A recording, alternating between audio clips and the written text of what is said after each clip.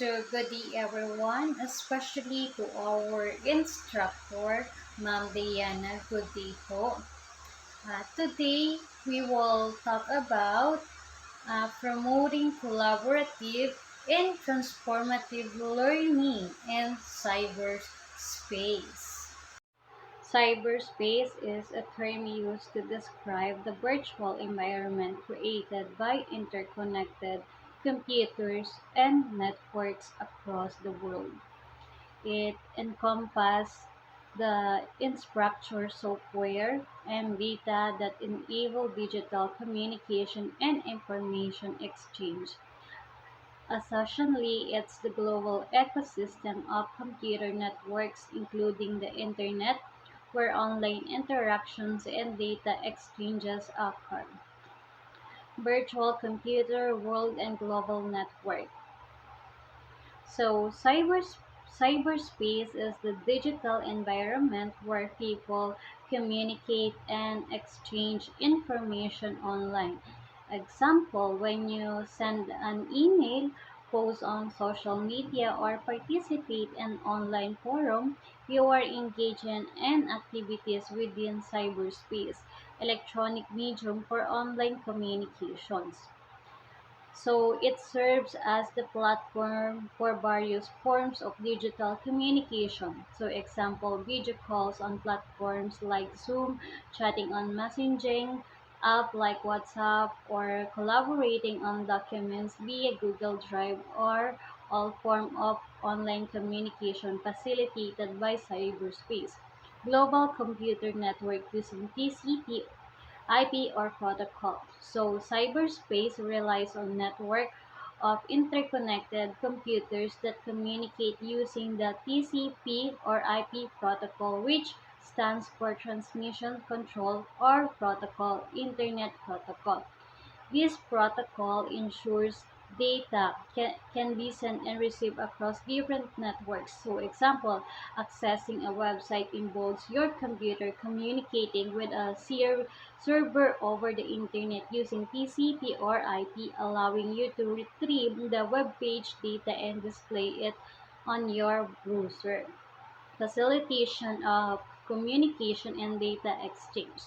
So it enables the sharing and transfer of information across the world. So example, online banking transactions, sending files via emails, and streaming videos from services like Netflix are all examples of exchange data facilitated by cyberspace. And here's the advantages of cyberspace information. Inform national resources. It is a virtual library of information. So, ang cyberspace ay nagsisilbing isang virtual na aklatan ng informations. Maaari kang maghanap ng kahit anong impormasyon na kailangan mo mula sa isang internet.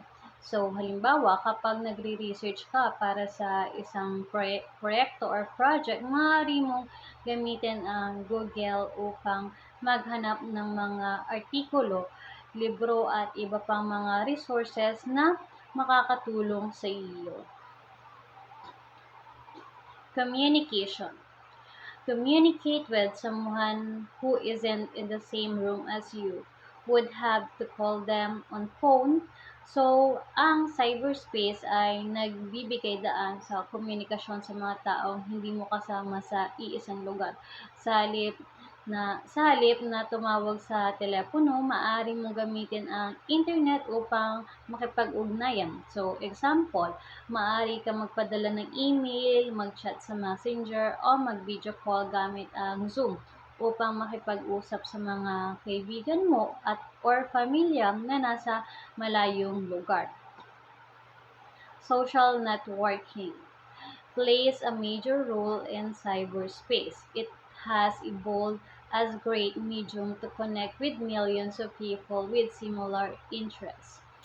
And social networking ay may malaking papel sa cyberspace. Ito ay isang mahusay na paraan upang makipag-ugnayan sa milyong-milyong tao na may magkakatulad na interest. So, example, sa pamamagitan ng Facebook, Twitter o Instagram, maaari kang magbahagi ng mga karanasan, mag-post ng mga pictures at makipag-ugnayan sa mga taong may parehong hilig at interest tulad mo. Entertainment. You can download games and music instead of going out of your comfort zone to get the latest and the hottest game or CD. So, sa modernong teknolohiya, maaari kang mag-download ng mga laro at music sa halip na lumabas pa ng bahay upang makakuha ng pinakabago at pinakasikat na laro sa CD. So, ibig sabihin nito, hindi mo na kailangan magpunta sa tindahan o pumila para lang makabili ng mga gusto mong laro o album ng music. Sa halip, pwede mo na itong makuha agad sa pamamagitan ng internet.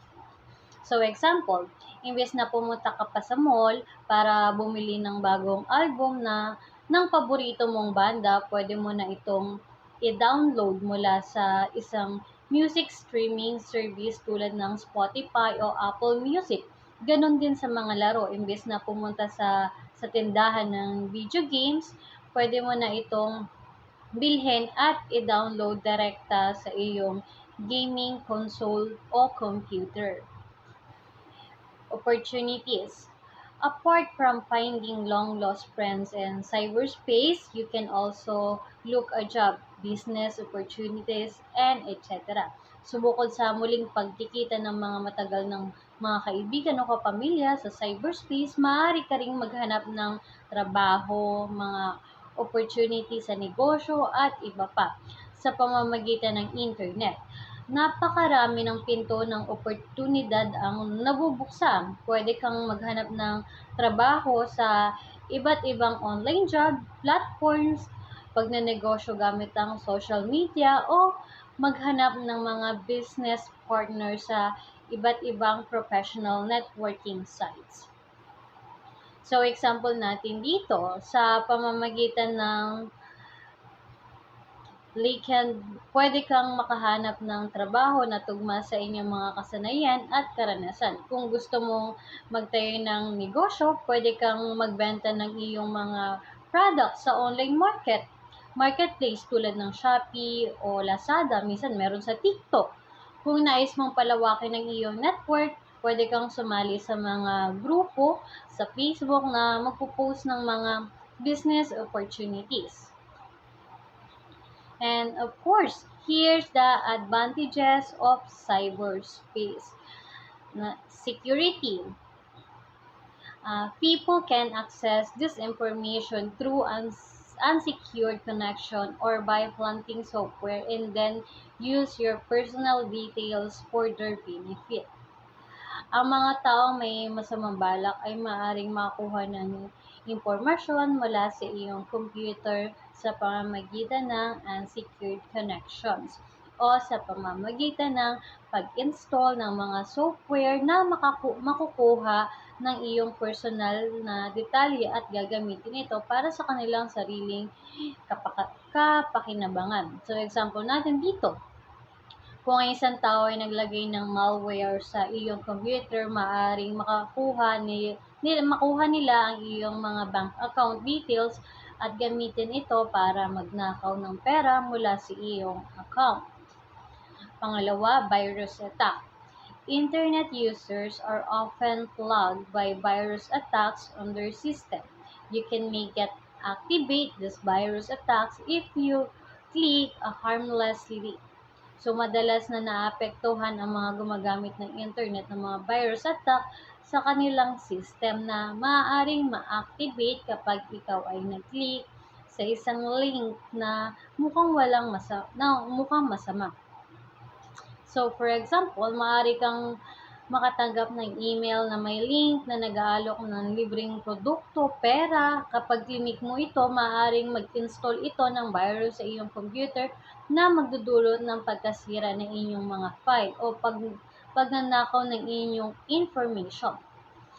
Pangatlo, cyber criminals. The ability to send and receive emails also created a means of cyber criminals to distribute spam and malware. Ang kakayahang magpadala at tumanggap ng emails ay nagbibigay daan din sa mga cybercriminals upang magpadala ng spam at malware. Sa example, maaari kang makatanggap ng email na mukhang galing sa isang kilalang kumpanya.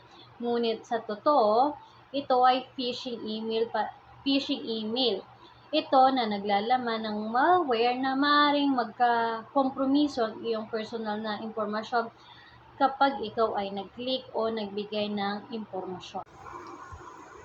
Transformative learning. Actually, there's 3 dimensions of transformative learning. Those are number 1, psychological, 2, convictional, and 3, behavioral.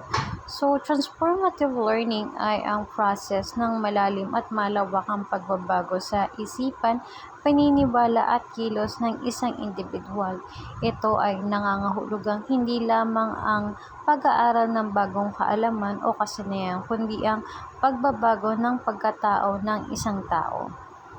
So, why do we need to promote collaborative and transformative learning in cyberspace? This brings students together to promote learning within a virtual space where they need to experience cultivating their skills to communicate, problem solve, think critically, and have conversation as part of the learning or decision making phase in order to prepare for the future. So, that's all lang po and thank you so much.